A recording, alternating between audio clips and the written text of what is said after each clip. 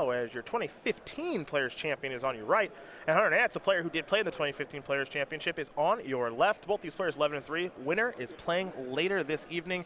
And don't forget, you at home, yes, you, if you're a subscriber to twitch.tv/SCGTour, you get to decide our quarterfinal matchup. So make sure you do stay tuned for that as we make our way through round number 15. Nance is going to be on the play. He'll start off with an Oath of Nissa off a Basic Forest. He'll find a Basic Forest for Jim Davis. It's a Sunken Hollow as he passes the turn back. Nance now with a second Forest and a Sylvan Advocate. Davis will untap and draw.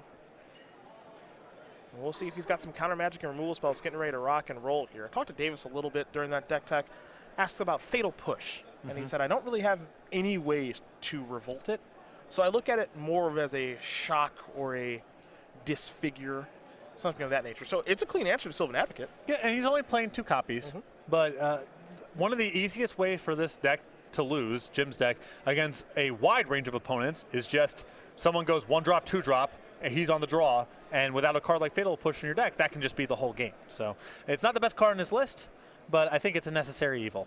Here's another copy of Oath of Nissa here from Nance. Talked to Jim as well during that deck tech, and he told me Planeswalkers are a problem. Gideon, Nissa, those are issues. Hopefully I can counter them in time. Hopefully I can, basically manage them as best as possible. That's where the Ruinous Paths do come in. He said he wished he had a counter spell like Clash of Wills. Yes, something that's easy to break serve with. He's got to be really happy with this opening here from Nance with, no Thraben Inspector on 1, a 2-drop that he was able to answer. Now on the 3rd turn, maybe Nance is adding the board, maybe not, but it's not Nissa on turn 3. Now Jim gets to untap, he gets to make his 3rd land drop, and that opens up all of the counter magic that he has for Planeswalkers. Nance will play a Lambhold Pacifist and simply pass the turn back now over to Davis. Davis will untap. And Davis will draw. Lambhold Pacifist, if the format's going to look like this, with a lot of these control decks, if you can slide that in underneath the counterspell wall, it looks like it's pretty good. So we've seen a lot of reactive decks where this card's a bit of a problem. You definitely get more than your money's worth for the 2 mana. It's also one of the very few creatures in green that can enable Heart of Kirin for 2 mana. The Pacifist is now going to transform into Lambhold Butcher, so it's a 4/4, and it is ready to get into the red zone. Here's the second. We'll see an attack here from Nance. There he is. In for 4 here against Davis. Davis is going to fall down to 16.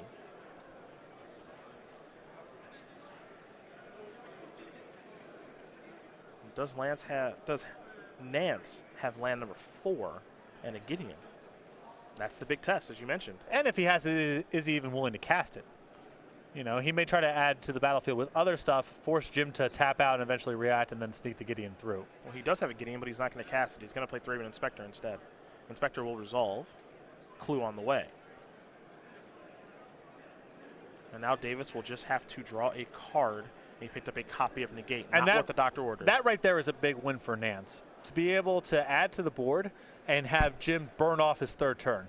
Because a lot of what this blue-black control deck is going to come down to is, can Jim efficiently spend his mana on turns 3, 4, and 5, answering the board, trading off cards, to allow cards like Glimmer of Genius or Torrential Gearhulk to eventually pull him ahead.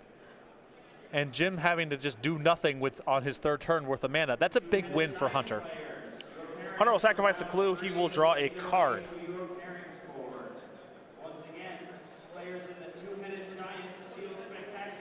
In for 4. Let's make it 5, actually, from Nance. Davis is going to fall down to 11. And there's a Canopy Vista. Now here's a Sylvan Advocate. I would be shocked here if Jim didn't counter this. Gotta counter something. He's opening himself up a little bit here for Nissa. But he can't just burn off 4 mana again. He's got to do something. There's Disallow. And now is it time for Nissa? No, it is not. So Hunter Nance will only be able to pass the turn back. Davis will draw. Not a black source of mana for the Kalitas or the Ruinous Path and potential murder that he has in his hand. So things getting a little bit difficult here for the former Players Champion.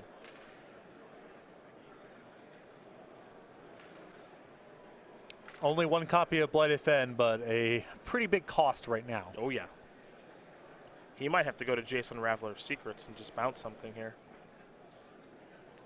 I mean, on the table, Jace, Unraveler of Secrets, and Bounce doesn't look that bad because you have a Jace left over with 2 loyalty against 1 power on the battlefield. But the shields are down, and if Hunter has been slow rolling something like Gideon, like Virtuous Gearhulk, it's really bad. And Jace, Unraveler of Secret starts on 5 loyalty. You bounce the Butcher, you bring it down to 3. Maybe Threadman Inspector checks it, brings it down to 2. But like you said, that's not horrible. Still clean. Yeah. That's exactly what Davis is going to do. But you can also see the effect that Lambhold Pacifist has on the game. It's a lot of pressure against these reactive, kind of do-nothing control decks. Nance will draw a card. Copy of Westvale Abbey. He'll play a Plains here. Now's time for the Gideon. And that is resolved, and that's going to cause some problems here for Davis. And so much discipline here from Nance to not cast that Gideon on the 4th turn of the game. And you can see the reasoning. He feels, and was correct. At some point, Davis is going to have to tap out on his own turn to play some sort of stabilizing play, whether it's a variety of sorcery speed removal spells, something like Jace, something like Cletus, and then you get your window to resolve Gideon. That's the real prize here. Gideon looking pretty darn good right now. Nance is going to take a look at the Jace, Unraveler of Secrets, the scrying and the bouncing, all that good stuff. And the ultimate in this matchup probably doesn't play a role in things all that much. Jim just trying to use that as a way to stabilize and get to Torrential Gearhulk and friends. There's that Lambhold Pacifist again.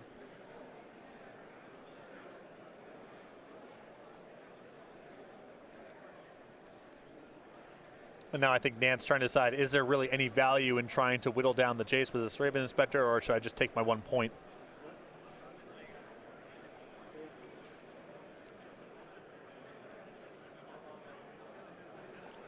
Looks like he's going to whittle down the Jace a little bit, bring it down to 2. And I like this line of play here because, you know, there are sequences here where Davis decides what he wants to do is bounce again, and then he has to lose the Jace. If you attack Davis, then he gets to keep the Jace around. And Davis has drawn another double black spell there in Grasp of Darkness. And you can see right now where the Blighted Fen in his deck is definitely land number 27. Yep. But and who knows if it would be a black source of mana even if it was something else, right? But it is painful to have a colorless land right now when Davis is really saturated with double black spells.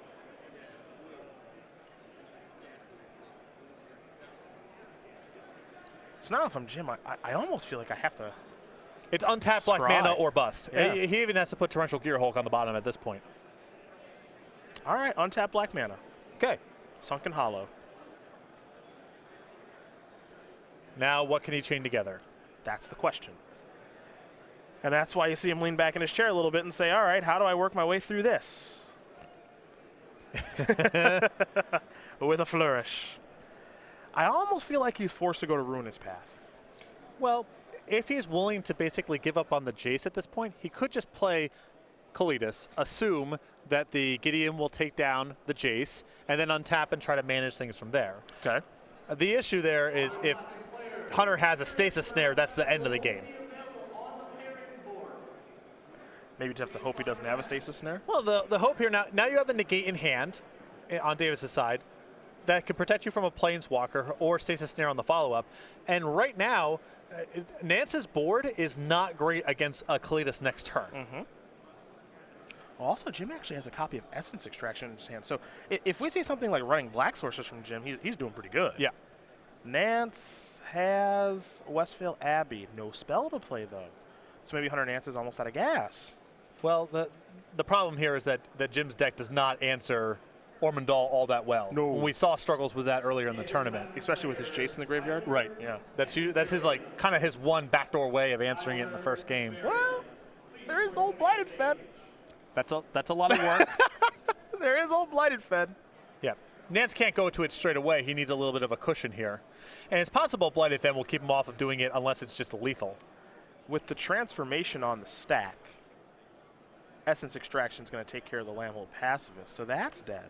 Now Davis will draw. Can he find another black source of mana? Nope, just a Fatal Push, which may not be that bad. But he can't do anything with it right now. He's just got to leave Negate up. Nance is going to take a moment, make himself a little creature here with the Westvale Abbey. Pay 1 life to do it, of course, and now he's got 3 creatures, 2 to go there for Ormondal. Remember, it's a 1/1 white and black human cleric creature token. That's a mouthful as we head back over to Hunter Nance. Beat downs for 4. Davis down to 10. Does Nance have a play? He's got a forest. He's a reaching. He has Heart of Kieran. I think that's worth negating. Maybe. Well, Davis still with Fatal Push in hand. True. The argument here for countering this is Nance's board does not do a lot against a Kalidas, and having a flyer is really valuable. The other side of that is, one, Davis has Fatal Push, and two, this negate is probably too valuable, either protecting the Kalidas or keeping a future Planeswalker off the battlefield. If he feels like he can kind of manage the Heart of Kieran just by racing with Kalidas, he should probably let it go. Also, if he draws another black source of mana, then he gets to play Kalidas with Fatal Push, and then it's really easy. He gets to play Kalidas with Fatal Push and negate. Right, yeah. Then he's in a really good spot there. My instinct, if I'm in Davis' spot, is I'm not negating, but Davis is going to go for it. So what's tough here is for Jim. He's got plenty of black sources in the deck, but a lot of them actually on the battlefield tapped. So he's looking for basic swamp. There it is. That's what he actually wants to draw. Now, my opinion of Davis's play a little bit corrupted there because I do know about the Stasis Snare, but I still think with Fatal Push in hand and a Kalidas to swallow up the board, you're at 10. I probably would have let the Heart of Kieran go. Well, here's Kalidas. Jim will pass the turn back. Nance is going to make another 1-1. Jim is going to play Fatal Push to take care of the Thraben Inspector. And he'll get himself a zombie. And we'll make sure the Thraben Inspector in Nance's graveyard, I believe it should be exiled because of Kalidas. Just want to make sure that's the case here. Nance is immediately reaching for mana here to be able to Stasis Snare. There is Stasis Snare. Okay. Here comes an attack for 2, offering up a trade with the zombie if Jim wants to make it. I would have some interest in making it. Keep that life total as high as possible. Give yourself as many draw steps towards Torrential Gearhulk as possible. Oh, that's a prize. Also try to keep him off of that critical mass of tokens needed to flip over the Westvale Abbey. Yep. Davis drew a Choke Estuary, so he'll play that. So they pass the turn back. Nance will pay a life, make another 1-1 Human Cleric. He'll untap, and he'll draw. Hunter reaching, that's a big draw there in Oath of Nissa. That's going to resolve. Top 3, and there are some good ones for him to find. Rishkar counts. Sure. Good enough. Say that.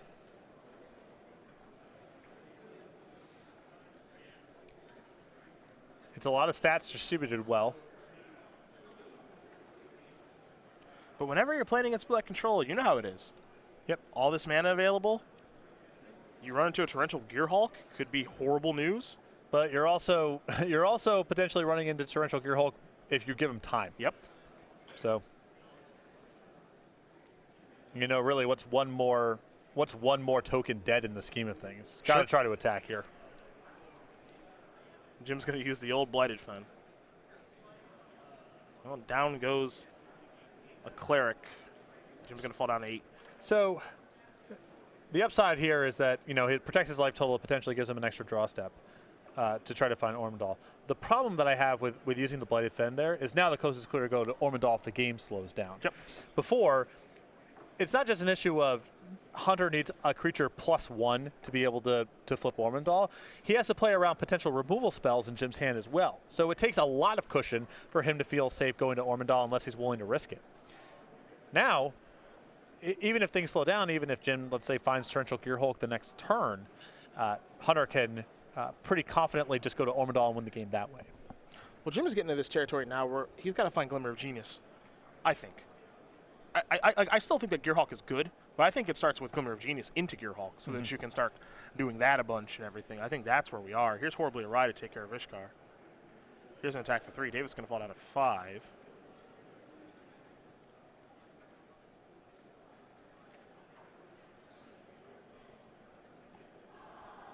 Jim might have to use a Grasp here. Yep. Once you use the Blighted Fen, you have to use the Grasp. Your play involves keeping your life total as high as possible to try to get to Torrential Gearhulk. That's the line he selected, so he's got to see it through. Also, Hunter's pretty clearly on empty anyway, so. Yeah, we're just going to be doing this back and forth for a little bit until something changes. Hunter will make another Black Cleric. Draw a card. A lot of big draws here for Hunter Nance. Oath of Nissa certainly counts. It's another one. Hunter hoping this resolves. Jim with a negate says no. He's going to fall down to 3 from the attack, however.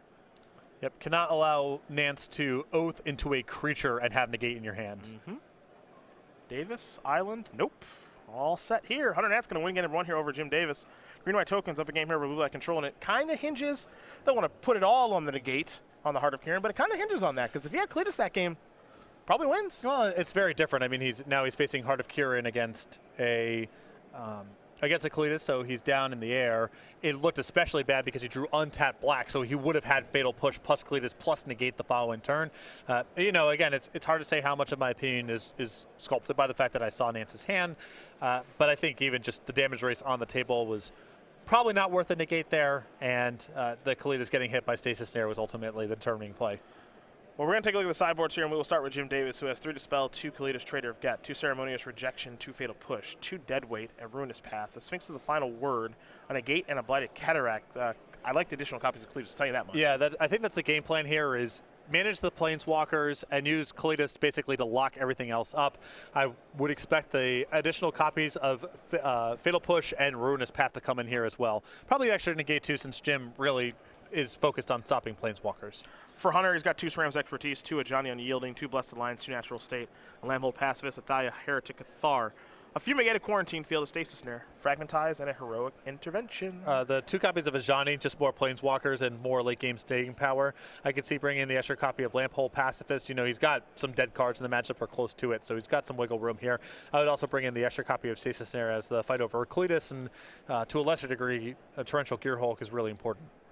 Those are the options there for both players. Game number 2 going to be underway here between 2 players that did play in the 2015 Players Championship. So we'll keep this show rocking and rolling in just a moment. But let's talk about the SCG Tour Season 1 here in 2017. The Atlanta Invitational Weekend is where we kicked it off. Jacob Ball got the win there. That's why we've got the awesome Energy Reserve token.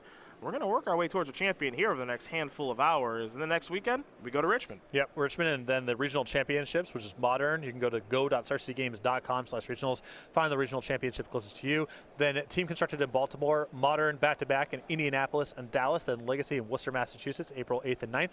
After Worcester, we head on over to, we'll find out momentarily, Atlanta for Standard, Atlanta and Louisville, Modern in Baltimore, Modern in Charlotte, and then the Season 1 Invitational June 30th through July 2nd, Modern and Standard as the Invitational formats.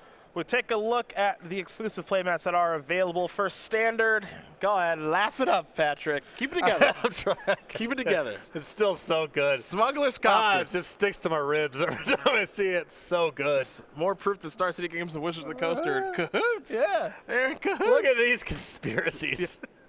Standard opening classic. You'll get yourself a Smuggler's Copter playmat. For Modern, it's an Aether Vial playmat. And for Legacy, it's a Gamble playmat. Free exclusive playmats available to everyone who plays in our Season 1 Opens and Classics. Come on down. You've seen the dates. Have some fun. Play some Magic.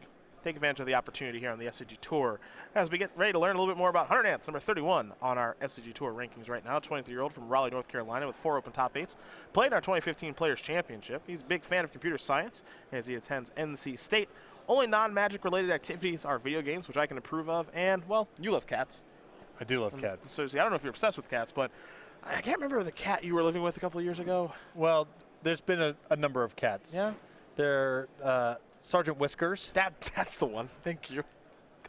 Levi. Yep. Now Gwydion. Who else? Patches. There's a variety of cats over the Sergeant years. Whiskers was the one I was thinking of. Sergeant Whiskers. Great name. That was the one of all the cats that I have lived with. That's the one that I named. I think that's pretty clear. It was eventually just shortened to Sarge, but Sergeant Whiskers. A great name for a cat. We can make a playmat out of that, I'm sure. Looks like Hunter's going to take a mulligan here down to 6. Jim happy enough with his 7. When you're playing these control decks that are based around Torrential Gearhulk, because we are no longer in the days of Counterspell and Mana Leak and these very clean answers, you have to pick and choose very correctly in order to take advantage of things. And Jim's got some answers that line up well. And some that don't. So you need the spread, first of all, just because there's a variety of different threats you're trying to answer. And then you also want to spread so you have maximum flexibility with Torrential Gearhulk later on in the game. So a couple reasons to do it. That does mean often the control deck is caught up with the wrong answer to the wrong threat, and we've seen Jim and Ray Perez lose some games over the weekend to that. But they have also won some games because they're trading 2 and 3 mana for 4 mana plays. Yeah. It's cut both ways.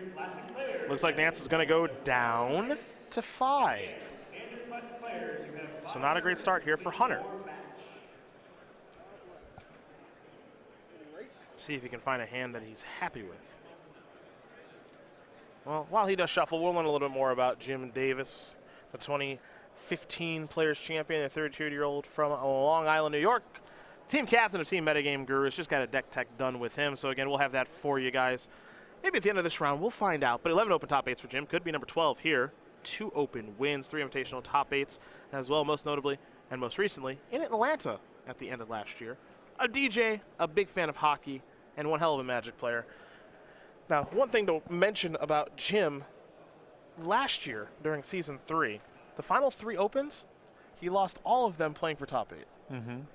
So he could have had 14 open top 8s, but he lost in round number 15 all 3 times, and this could be another one. I'm not trying to curse him.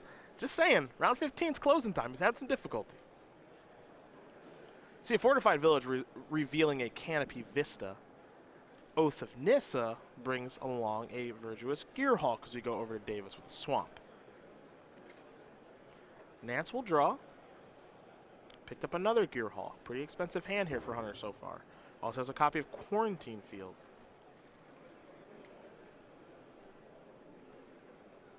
The Canopy Vista will enter the battlefield tapped, and we'll go back over to Jim. Jim will draw. It's an island. He'll play an island, pass the turn back. How many times do you think you've uttered that expression in your life doing commentary? What's that? Canopy Vista will enter the battlefield tapped. Not as many as not as many as Port Town. So, I mean, a lot, but not as many as Port Town. Port's closed. Port Town enters the battlefield tapped more than Coastal Tower does. Here's a Swamp. He might just go to Kalidas right now. He's actually going to hold steady. I think with an opponent on 5 cards and no board, Hunter just has to cast what he has. He has to play into all of Jim's reaction right now, and then, you know, you can eventually play cleanup with the Kalidas after the fact. There's Nissa. I'm going to disallow that. Hunter has land number 4. It's a forest. Pass the turn back. Over to Jim we go, and Jim will draw. Ah, yes. There it is. The Submerged Boneyard. Kalidas pass that turn back over to Nance. Nance will draw. Though he kind of wants to get the Kalidas into play now. One, because you've countered a Planeswalker. He's down one of them. Mm-hmm. You also don't want to tap out when Nance is on 5 mana, because if he goes land number 6 as Johnny your Kalidas, it's really bad. That's You want to protect it. So that's become a new flashpoint I've kind of watched this weekend. Gideon plus a token. Davis will draw. Disallow. Play an island. Beatdowns. I also think Jim wanted to play the disallow on curve to make sure that his Torrential Gearhulk had a target on turn 6, which is also now set up. Mm-hmm. Getting down to 1 counter. See how Nance wants to continue to manage this board here.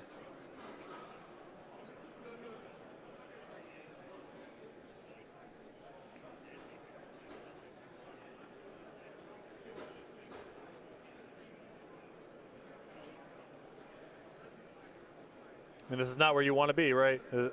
Is the not really ahead on the board against 6 mana. Nah, I wouldn't want to be there at all. Torrential Gearhulk. Goodbye Quarantine Field. Nance will make another Night Ally. And Jim is going to untap. He'll draw a card. Picked up a copy Negate. We're going to see him grasp a token, kill a Gideon, I think. Yep. And with 2 counterspells ready, one of them, which is Negate, the other one, Disallow. I don't want to say it's over, but it's going to be real tough. Also 8 points on the table. Yep. It's going to be real tough here for Hunter.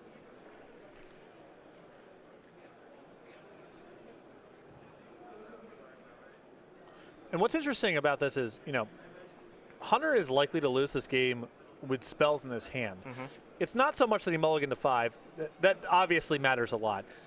But it's more that he just didn't do anything for the first couple turns of the game. It's Yep. really informative of just what happens if Hunter has to say go or just cast Oaths for the first couple of turns of the game, and it allows Davis to go, all right, 3 mana with no board, your turn, or Kalidas on against an empty board, your turn. That's why the die roll matters so much too. Yeah, just being on the play for Jim is such a big Right. deal in this matchup. And why the fatal pushes matter is this function of breaking serve. There's a lot going on. Hunter going to tap 5 mana, play a Virtuous Gear Hulk. See if Jim wants to Torrential Gear Hulk or Torrential Gear Hulk plus Grasp or Disallow.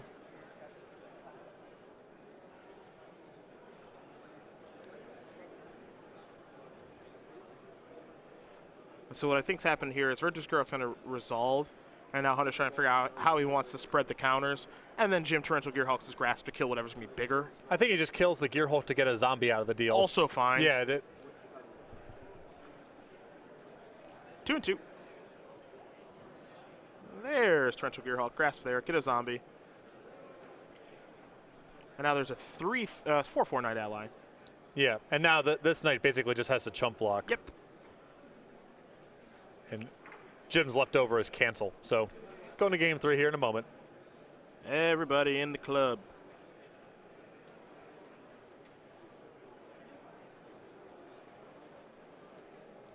All right, so he has to chump block. So Yeah. Which Okay. doesn't matter which Yeah, one. it's just- yeah. It's just lights out there. So Jim Davis going to win game number don't think about it too hard. Save your mental energy for game 3. Yeah. Do not try to figure out this block. Just take the L and move on. Jim Davis, Hunter Nance getting ready here for game number 3. Blue-black control, green-white tokens. Going to a third and final one. Both players going back to the drawing board. Do you think for anything in particular? I mean, it's possible that, if Hunter maybe shaved out a couple of his early plays on the draw, that he wants him back in on the play. For Jim, I think Fatal Push might be a play draw sort of consideration. It's possible that when he's on the play, he's not so worried about getting run over by the beatdown draws, and he doesn't need all of his Fatal Pushes, but on the draw, he just needs to protect himself from Landhold Pacifist and Sylvan Advocate on the second turn. So those are swing cards. Can change a little bit. I think Jim is much more likely to have play draw biases on the cards he values than Nance, but it looks like Nance is going back to the sideboard too. Okay. Well, let's talk the StarCityGames.com newsletter, shall we? It's a new year. It's a new channel here on Twitch, and it's also a new newsletter. It's still your source for Magic the Gathering news, and it is still free to sign up for. Yeah, and there's a lot of content in there, including highlights from some of Star City Games' best articles, upcoming SCG tour dates and locations. You can find the nearest invitational qualifier or game night nearest to you. As always, an exclusive cardboard crack comic, and best of all, signing up is free over at go.starcitygames.com/newsletter. We get ready here for game number 3 between Hunter Nance and Jim Davis. Green-white tokens, blue-black control for those of you who are getting ready for SCG Richmond next weekend, or Pro Tour Kaladesh in Dublin 2 weekends from now. You've got some decks to choose from here, I think. You throw in some Saheeli Rai combo decks, maybe some decks we've even forgotten about. And this format's looking pretty good. It's looking pretty good. It is definitely new. The mixture of a very powerful set and bannings of several of the most influential cards, several of the most oppressive cards, it is definitely fresh. And we've seen a mixture of kind of, new decks, obviously Saheeli Rai being the top of the list, variations or derivatives of previous lists like green-white tokens or green-black tokens with Constrictor sort of becoming a thing now. We've had just 2 color control decks with counterspells and removal. A lot of them. Both Ray Perez and Jim Davis having very good runs with those sort of decks. How does the format ultimately shake out? That's going to be the question. Yep. But this has been a promising week 1. Certainly the combo deck looks good and it is a cause for concern. But, I think we're going to have a relatively diverse top 8. The games have been fun to watch. I'm happy with what's going on here. I am. This is a format. This is something that I'm excited to kind of investigate, get a little look at.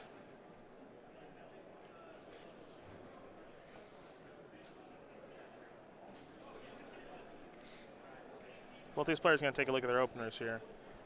The big lean back in the chair here for Jim Davis.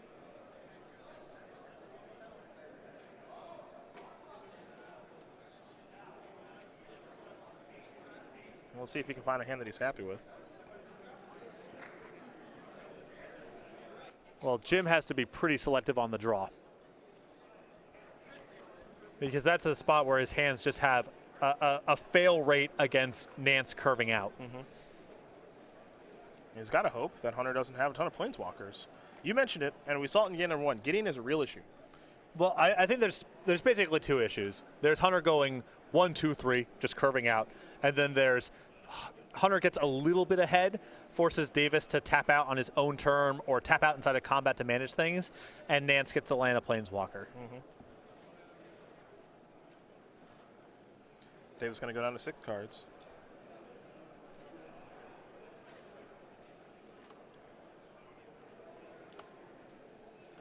Let's see how we do.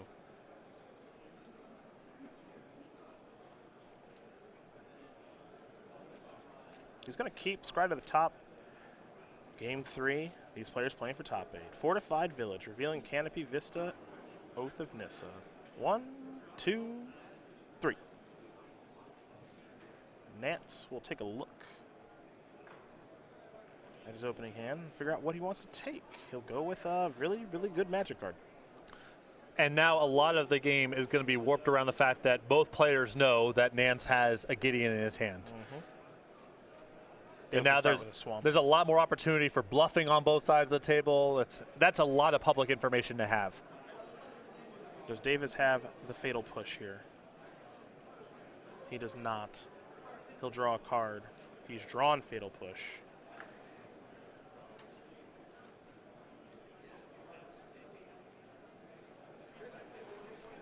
So he has to leave up Negate for 1 turn, most likely, and take the hit. Yep. He is certainly concerned with some non-creature spells.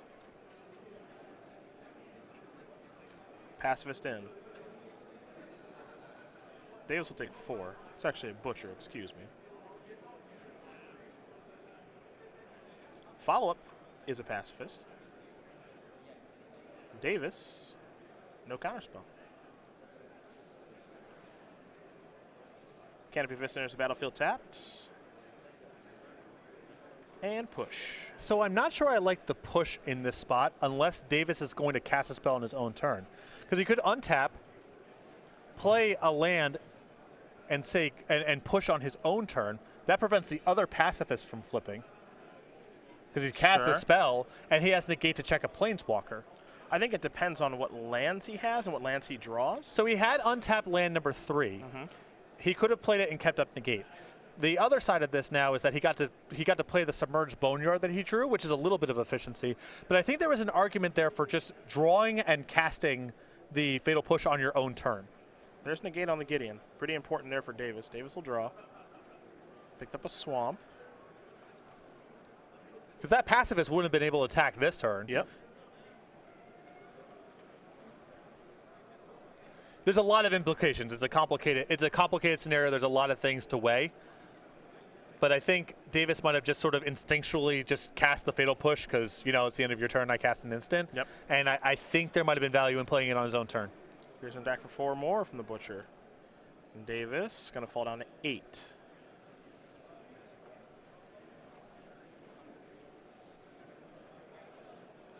Nissa. I'm curious to see how scared he is of this card.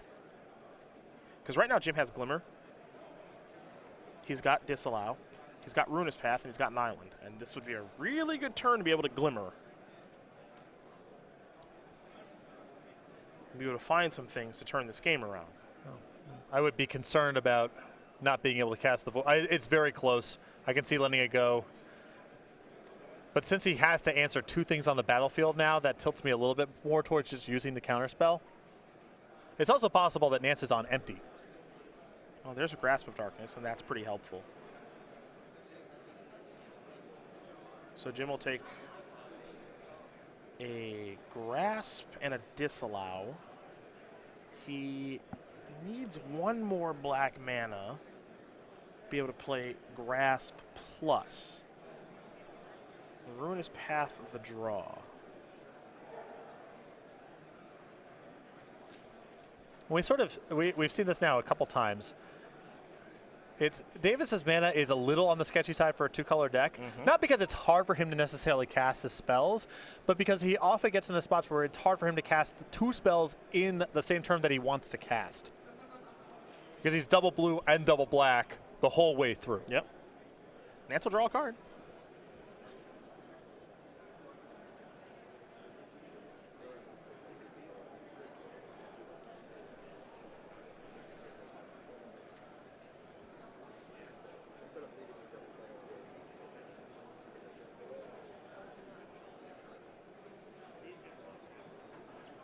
Picked up a copy of a Johnny.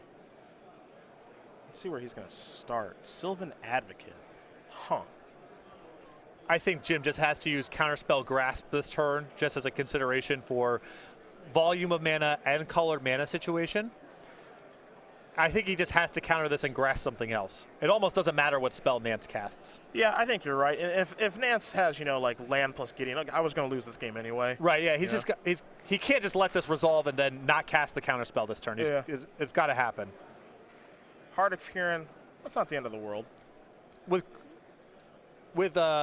Grasp in hand, certainly this is not a bad follow-up from Davis's perspective. Yeah. Well, I mean, the Grass is just going to kill the Butcher. That's what's happening here. Now he's going to, so he's going to Grasp there. Because Nissa ticked down. So he removed a counter from Nissa to turn on Heart of Kieran, and now is minusing the Nissa to put counters on everything. Yep. And I think that's going to prompt the response here to get rid of the Pacifist. And now Nance is in a position where he can't even crew the Heart of Kieran the next turn. He's only got 1 power on the battlefield. He's got the Nissa to crew it. Oh, he still has Nissa to crew it. So that's where things actually get tough because he can just go plus make a plant, crew. Plus make a plant, crew.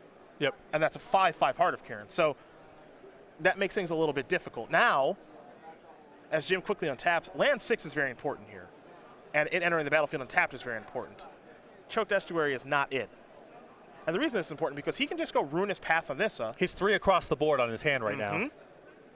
But now he has to cross his fingers and hope that, I don't know the worst card that Hunter can draw here.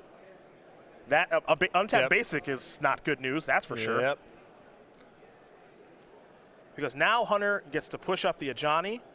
Take a look at the top couple of cards. We're just yep, that was what Jim needed to fade. And that's what Hunter needed to hit to be able to close this one out. So there's still some hope here because he can kill the Ajani. Nance can only play 1 spell a turn.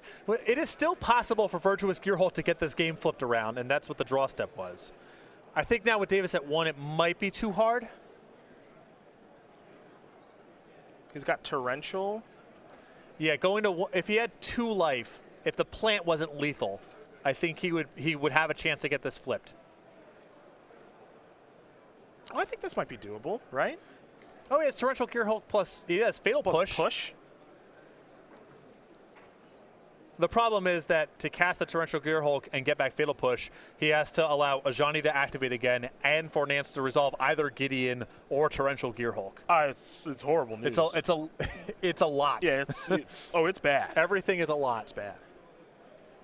Jim needed land 6 to enter the battlefield untapped. And Hunter needed to draw land 6, and Hunter needed land 6 to enter the battlefield untapped. Right. Now, Hunter had a ton of draws there. There were very few misses. He clearly hit one that mattered, but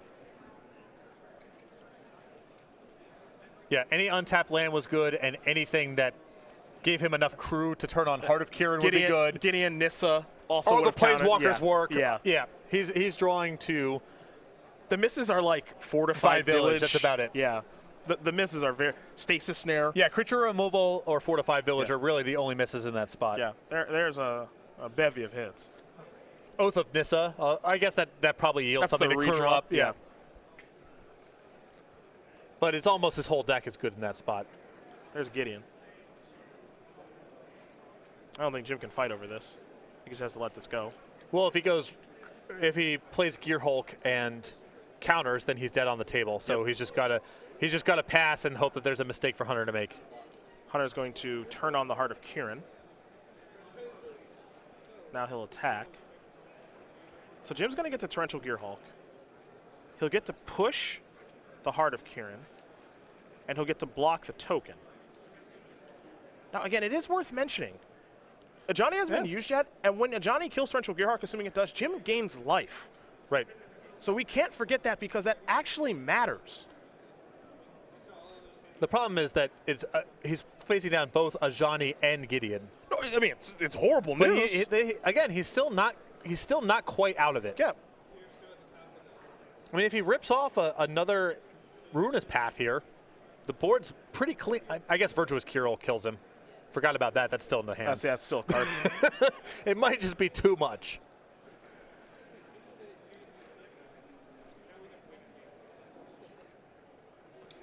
But I've really enjoyed Davis and Perez just swimming upstream with these control decks. It has not been easy. It sure feels that way, doesn't it? The easy wins have been, I got to the third turn and nothing too bad happened and my hands rolled up. But anytime the game's been like this, even when he's casting 2 spells a turn, even when he's resolving Torrential Gearhulk, it's still a slog. Yeah. It doesn't feel easy ever. Nothing easy. Nothing easy. Yeah.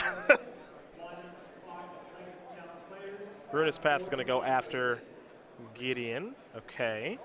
All right, well, you counter hypothetical. Yes. You counter the Virtuous Gearhulk. Yes. Ajani misses. Johnny misses, huh? You untap and you have. That's kind of a miss. Ajani misses. Okay. All right, we're still going. Okay. Hunter still has a lot of cards in his hand. But we might be playing several more turns. Maybe. Yeah. Maybe.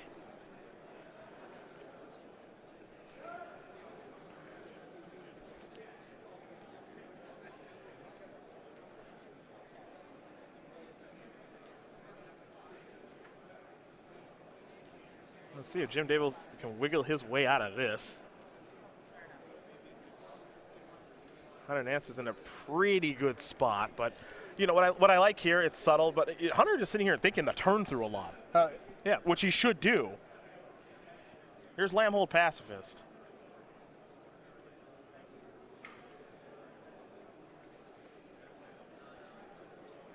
Jim could disallow here, but I'm sure Jim's thinking, I'd like to disallow the Gearhulk, not this thing. Alternatively, he can say, all right, I can let this resolve. I can counter whatever the follow-up play is. If I cast Glimmer of Genius on my own turn, that prevents the Pacifist from flipping. Yeah. And then if I piece together an answer for the Gearhulk, and he misses with the Ajani again, you can talk yourself in. You can, and that's what he's doing. Jim gonna fall down to 4. Draw a card. Sunken Hollows and land. There's the battlefield untapped. Bit of a prize here. He's drawing a lot of the best cards he's drawing to are 3 mana. So yeah. Well, he's got to start here. Scry 2, Swamp, Fatal Push. Push, I think he has some interest in. I think. Yeah. It's better than the average draw step. I don't know if it's enough. Top and bottom. Hit 1, hit 2. Blighted Fen. I don't know. Another piece of the puzzle potentially. He's over here building a mystery. Yeah, this is I mean, I think eventually the House of Cards is going to collapse here. Well, yeah, Johnny will just miss again. It's fine, right? Yes. Just 1, 2, 3. See, there you go. We're still going. We're still going. We're still going. Yeah, Johnny's likely to just continue to miss. That's totally what's going to happen here. The thing is, with the Virtuous Gearhulk resolving, as long as Hunter logically splits up the tokens, he still wins this turn. Yeah, I think that's correct.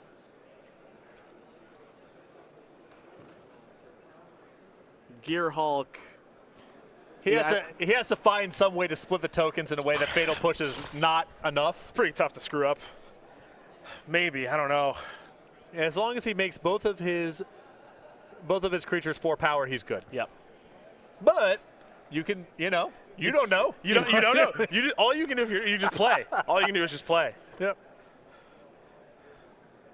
And then you just need, Gearhulk into perfects for 10 straight turns. And then you're probably 30% to win the game. And that's all you need. That's all you need. Here's Fatal Push.